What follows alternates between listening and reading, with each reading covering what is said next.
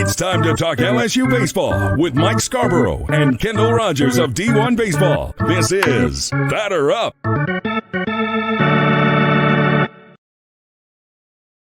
All right, Mike Scarborough here with Kendall Rogers of D1Baseball. Another week, LSU coming off a two-game series win over Texas A&M, #1 in the country. But Kendall, I didn't even look to see where did they fall. A&M. They only went down. Did a y'all couple drop them? spots. Yeah, Okay. Yeah, they went down to 3. Sorry, I had to double check just because those 4 teams at the top, including Arkansas at 5, like they've all been jockeying for position all year long. So I had to make sure. But yeah, 3. I guess my first thought is if you're LSU, you did exactly what you needed to do. We talked about it going in the weekend that if you didn't take the A&M series, you had to do something ultra special after that.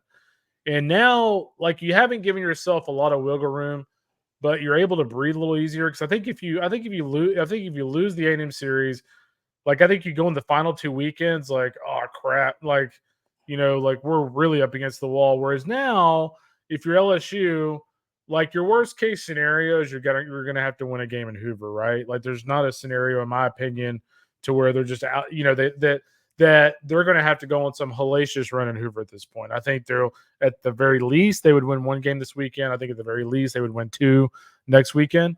And that puts them, 1 win away from being in the postseason. So I think looking back at the weekend to kind of dissect everything is I thought, Jay said that was the best they played all year. I would disagree. I think they played really well at Minute Maid earlier this year. But I will say this. I think a lot of the at-bats they had over the weekend were really impressive. Like they made A&M throw strikes. They were laying off of bad pitches for the most part until Sunday. The offense was dialed in. I think what the pitching staff did over the weekend. I mean, if you would have told me that A&M would have struck out 39 times against LSU over the weekend, I would have thought you were smoking something. And so the fact that pitching staff was able to do that, even on Sunday, even in the Sunday game, was it 14-3 or whatever, 14-4. Even in that game, they still racked up a lot of strikeouts. So I think as you move forward move ahead against an Alabama lineup that's not quite A&M, but they're very deep top to bottom with Ian Petritz and Gage Miller and guys like that. It seems to me like you would have a lot of confidence in Christian Little. I feel like ever since he made that one outing in Hoover a few years ago for Vanderbilt. Like, that's exactly what we've been waiting to see. And so, I know it's late in the season and things like that, but, like, if you're LSU, it goes back to what we were talking about last week is, like, if you could just get into the postseason, like, anybody can go on the run. And I think when you look at the weekend is if you're LSU, you're looking back at the weekend and going, hey, like, I know it's a lot to ask for to play at that kind of level for 2 or 3 days on a weekend in a regional. But if they play like that in a regional, they're going to win a regional. Of course, these reports every week are brought to you by attorney Kenneth P. Haines, and he always sends me over a couple of questions to ask you. And he says that there's a bunch of middling SEC teams: Vanderbilt, Florida, LSU, South Carolina, Mississippi State. These teams have very similar overall records and a game or two difference in conference. Why does a game or two difference in conference make the decision on tournament selection? Shouldn't it be an overall record? Yeah, I mean, it could be overall record. I mean, you talking about SEC or overall, like the NCAA tournament? Amongst the SEC teams, and then, because you're really you're talking about slivers of soap, but differences between a lot of these teams at the end of the year. I mean, when it is 1 or 2 games. Yeah, no, it is. It is funny that, like, we look at the SEC, and granted, remember when we do projections, we're not putting the teams we think should be in. We're putting the teams that historically what the committee is going to do. The committee historically will not put in a team in the SEC under 13 wins. I think Florida did 1 year, but I want to say like Florida's RPI that year was like 18 or something like that. And it was just one of those weird deals where they like smoked everybody in non-conference and didn't do anything in conference. But go ahead. And that's something that Jay talks about, where he really is about I'm not saying manipulating, but really doing a job with his scheduling non-conference. Yeah. Because he's constantly looking at RPI. He You wants got that to, RPI. man. Yeah. Well, that's the thing about LSU too, is if you look at LSU from an RPI standpoint, they're fine. It's just, they got to get to that win mark in conference. So the RPI doesn't matter. You got to get to 13 regardless. Correct. Okay. Yeah, if they don't get to 13, they're not getting in. Yeah. Again, you would have to be like Florida. I'll try to remember the exact year. I'll have to go back and look. Next week, I'll do my homework and find out which year that was. But there was one year, Florida, I think, won 12, but their RPI, they were like undefeated in non-conference in weekend series, and then they finished like 18 in RPI. It was one of the things where like you might as well just blow up the RPI if they're not going to be in. Last week, tuned in to you guys do your mock tournament predictions. LSU, no one on your 4-man panel would argue anything other than LSU was out. This week, after winning 2 out of 3 and taking care of business non-conference, you have them as the second team out as of right now. The second team out. They're close. They're real close. It kind of goes back to what we were just talking about. Like it all depends on what if they can get to that conference mark. I will say this. I think if you look at this team overall, after the A&M series, it would be easy to kind of have a little bit of a letdown. I get like it's like how can you have a letdown? Your season's on the line, but like it'd be a midweek game against Northwestern State. I liked how they fought at the end and won that game. I thought to me that was a big confidence booster going into the weekend. And so I think this team overall, like I'm very curious to see what happens this weekend against Bama because Bama. You look back over the weekend at Mississippi State, and they lost 2 out of 3. But let's not forget, they had like 7 or 8 guys out those first 2 games with food poisoning. So it's kind of a weird series. Like you can't really look at the box scores the first 2 days because they had kind of a hodgepodge of a roster. So they go into this weekend healthy and ready to roll. Well, and that's what I was going to ask you. I'm looking at the release from the SEC about probable pitching matchups. Jump for LSU in game 1, Holman game 2, TBA for game 3. But Ferrone, Adams, and Hess are the 3 that they've got in order for Alabama. Looking at some of these ERAs, what does LSU have to do to try and take 2 out of 3 over in Tuscaloosa? Yeah, I think the biggest thing, Ferrone, I've seen Ferrone a couple of times. Actually, it's kind of an interesting deal. I saw him last year in person for Louisville before he transferred to Bama. And the thing that kind of stands out to me about him is he's got more physical. I mean, I bet he's gained 10, 12 pounds of muscle since last year. He's gotten much, much stronger. His velo is better than it was last year at Louisville.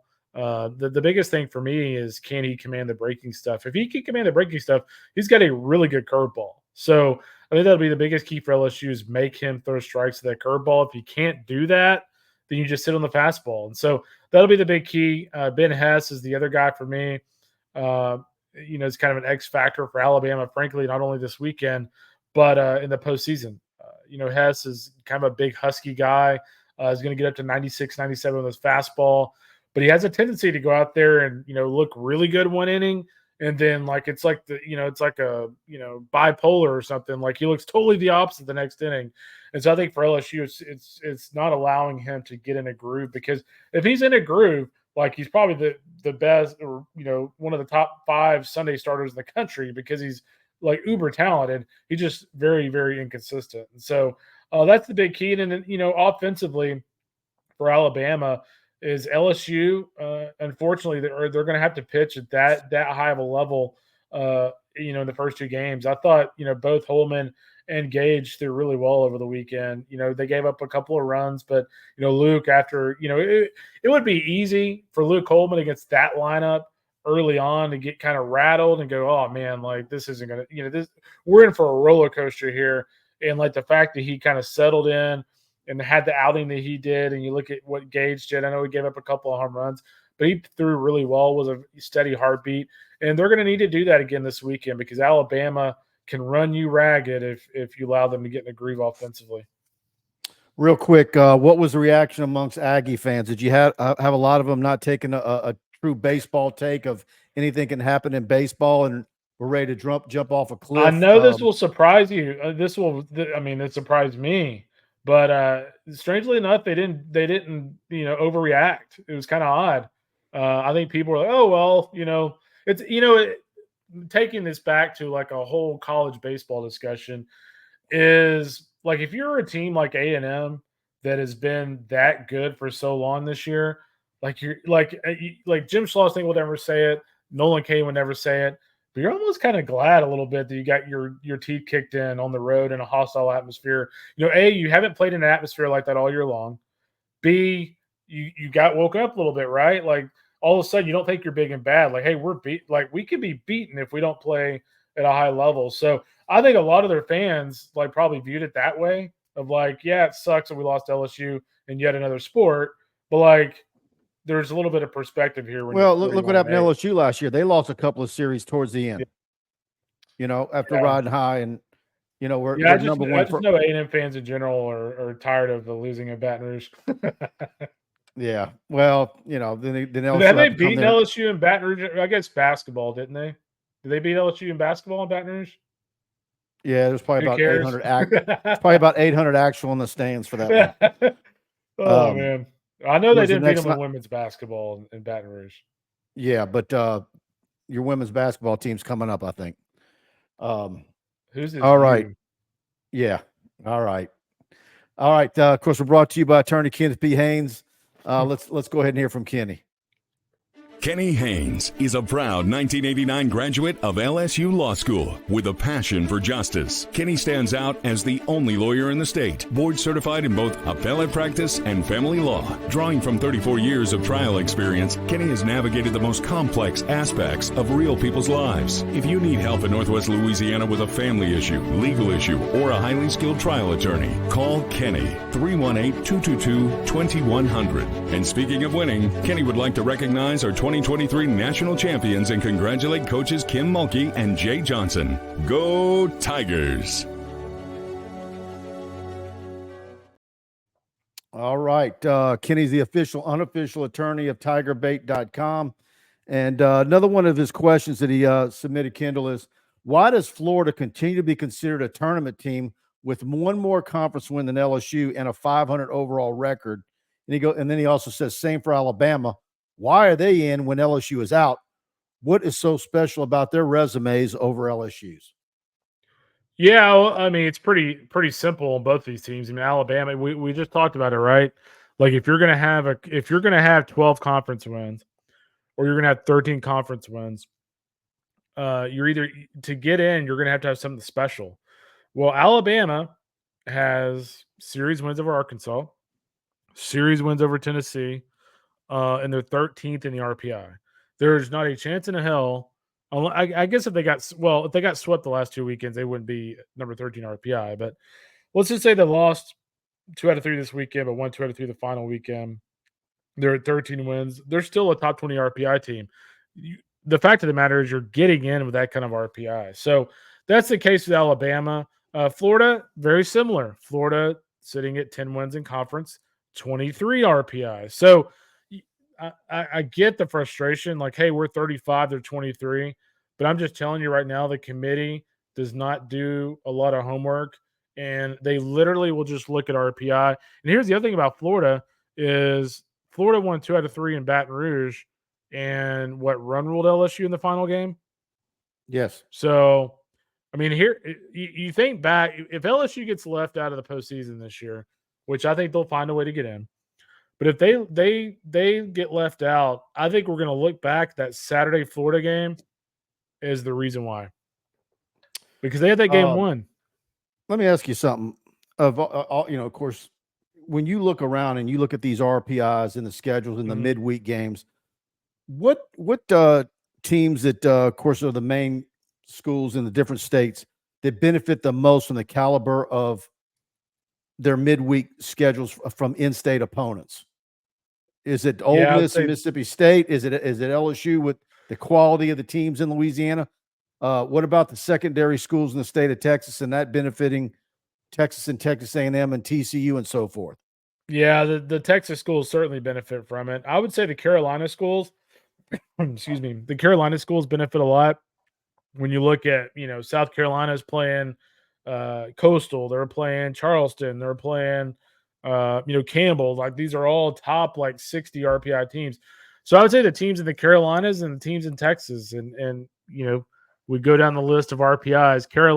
Carolina schools, Clemson, North Carolina, East Carolina, Wake Forest. You could throw Virginia in that same mix. Duke. I mean, look at the number of Carolina schools that are in the top 20. I don't think that's a coincidence. Yeah.